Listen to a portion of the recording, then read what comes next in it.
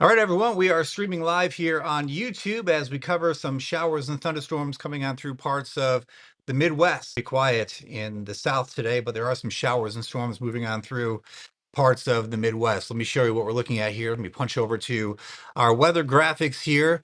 Significant weather coming on through the Quad Cities, the eastern part of Iowa. This is my old stomping grounds here. A lot of friends and a lot of family for me in that part of eastern Iowa, northwest Illinois, all the way through northern Illinois. So we'll see if anyone hops on this screen and actually watches what we're doing here live. I've got another meteorologist with me, Mr. Ryan Duggar. Ryan, welcome to the broadcast. We've got your live picture, and I think you've got a screen you can share as we track these showers and storms. So chime in real quick. Yeah, David, glad to be here, of course. And it's even though we've been pretty quiet for the past several days, and really tornadoes and big severe weather isn't too much on our radar.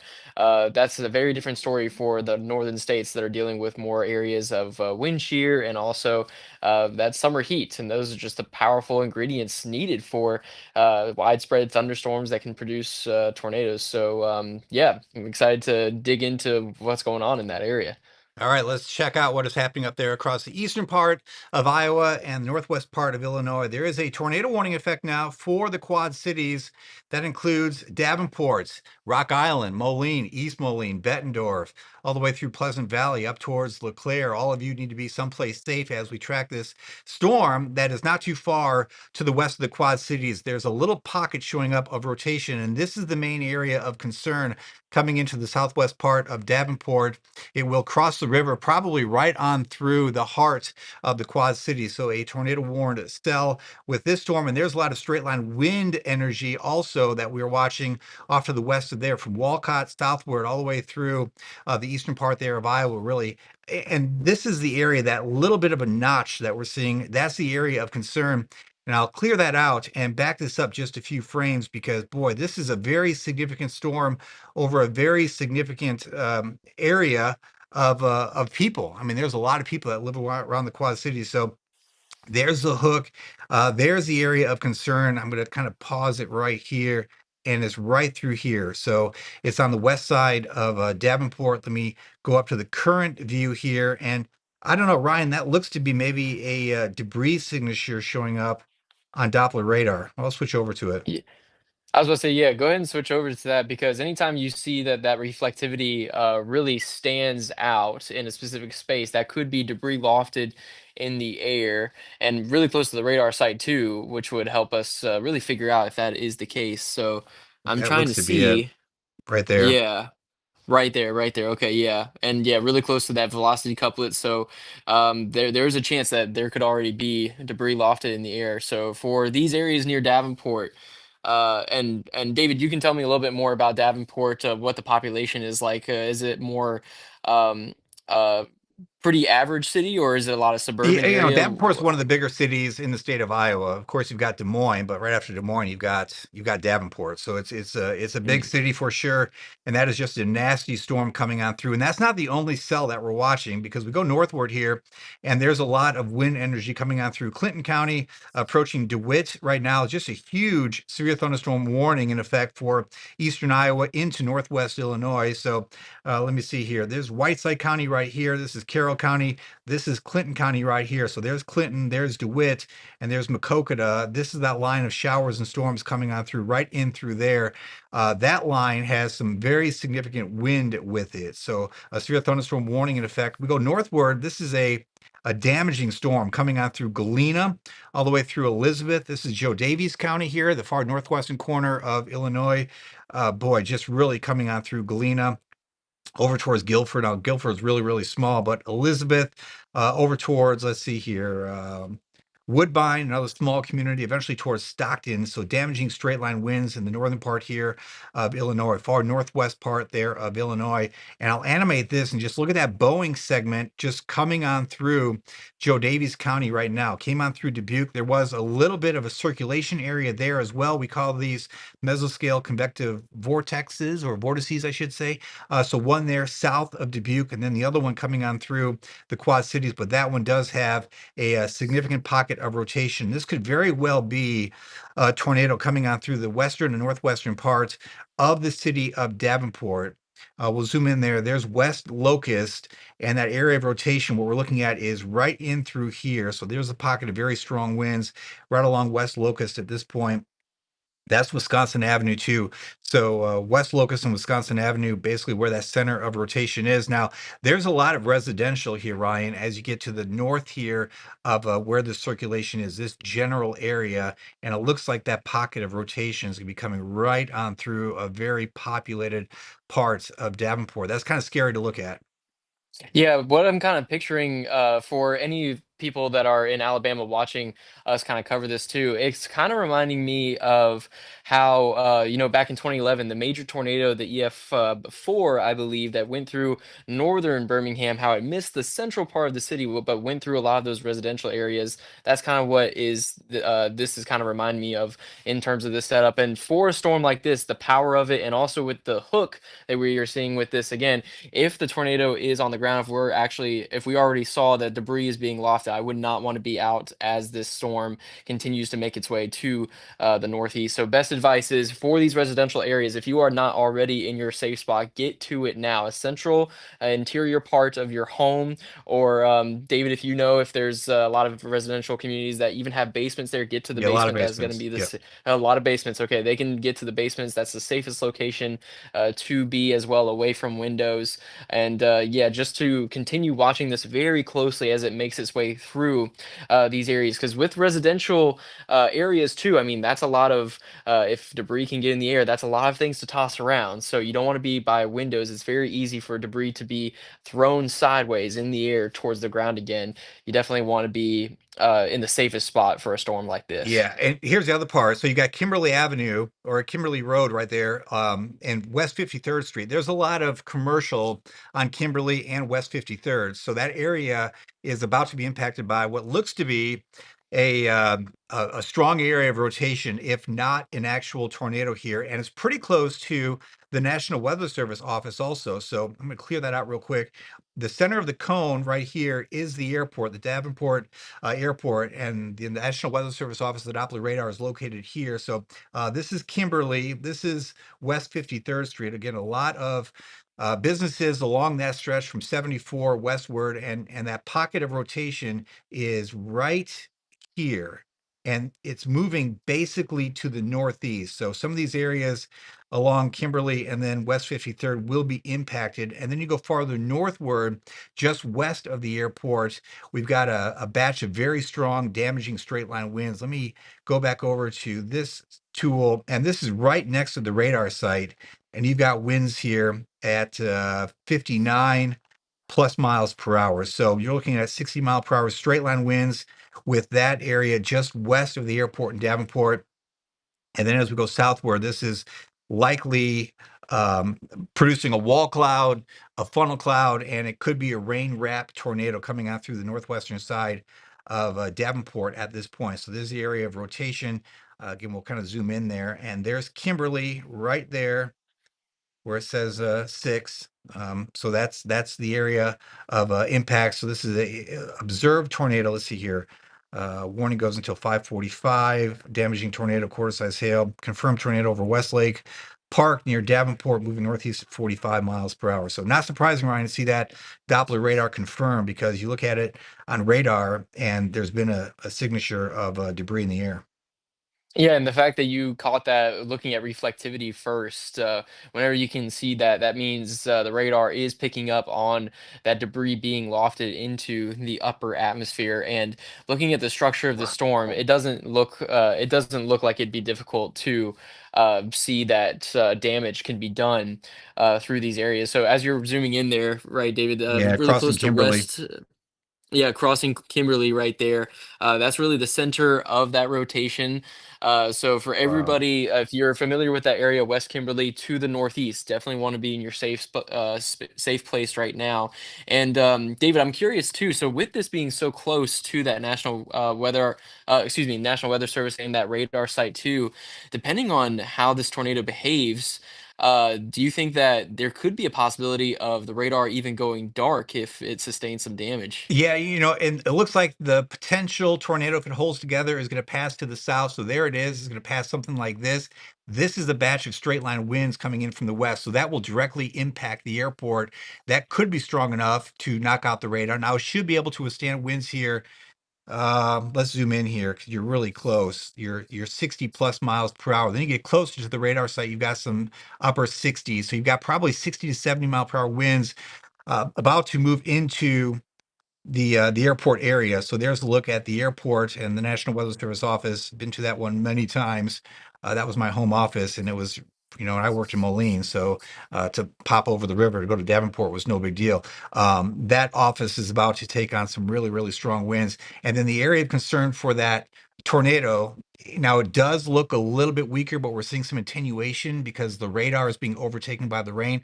But there's the area of rotation crossing Kimberly and about to cross over or very near 53rd Street here before too long. So it's kind of on the west side.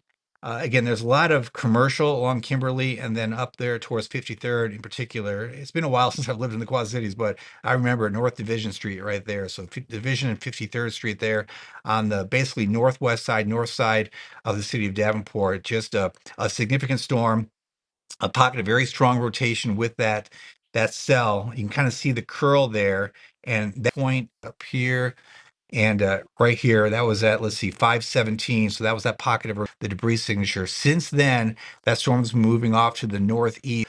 A tornado can be displaced or reformed somewhere. Warning for that cell, and it's this area that we're watching right in Florida, or especially on a Friday at 5:19 p.m., 5:19 p.m. There's a lot of people out and about, and hopefully everyone up there is aware of what is happening, checking on their local meteorologists if they want the most local information. But hey, again, this is my old stomping ground, so we've got some time here to kind of jump in and watch this storm that is moving on through the heart of the Quad Cities here as we approach 5:20 p.m. on this Friday. North of there, a lot of severe thunderstorm warnings in effect. So coming out through Joe Daviess County, Clinton County as well, DeWitt over towards Clinton, that area is being pounded by some very, very heavy rainfall. I'm not seeing any rotation anywhere along the line as we go northward there. Kind of a straight line wind event coming on through Joe Daviess County up here. That's the far northwestern county in Illinois. Approaching Stockton, line of very strong winds, just probably an incredible shelf cloud coming on through, and then just torrential rain. Elizabeth southward towards Hanover, and then all the way through it's at Jackson County, I think, if I recall, and then down towards Scott County. It's been a while, again, since I've lived in the Quad Cities, so I know my Illinois counties really well. Clinton, I think it's the Jackson Maquoketa. Forgive me, it's been a while, but certainly know Scott County there around the Quad Cities, and there's that pocket of very strong straight line winds moving into the airport right now. That is very, very significant wind, and Ryan will plot these. It's not often you see winds like that right up against the cone of silence, but we've got winds here. I disregard some of those, but you got winds basically 60 to 70 miles per hour, straight line winds.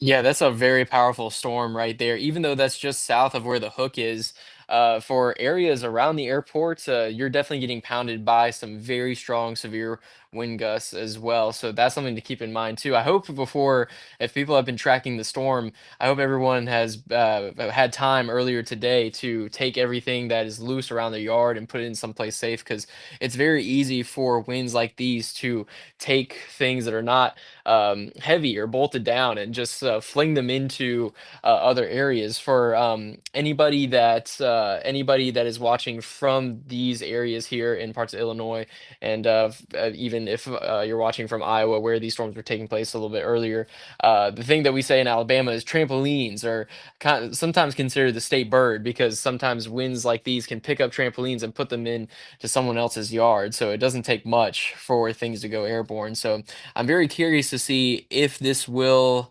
affect the radar at all. But, like you said, David, these radars are built to withstand some pretty heavy forces, especially when Mother Nature comes into the picture. But just seeing towards Davenport, still that very broad hook formation of the storm. You can see that very broad rotation, even with this tornado at the center right here. So even if that hook becomes a little bit more disorganized, like you were saying earlier, I would not discount one hook going away, but then another forming very quickly behind it, because this storm is definitely potent. And like you Got a lot said, of this is spin. definitely, yeah, a lot of yeah, a lot of spins right there. And David, like you said too, a lot of people might be getting off of work at this time. Wherever you are, if you're near Davenport, or especially north of Davenport, if you're in an office, don't go anywhere. Stay there. Find a space where you can get to the best shelter, because you do not want to be out and about in your car trying to get home to outrace this.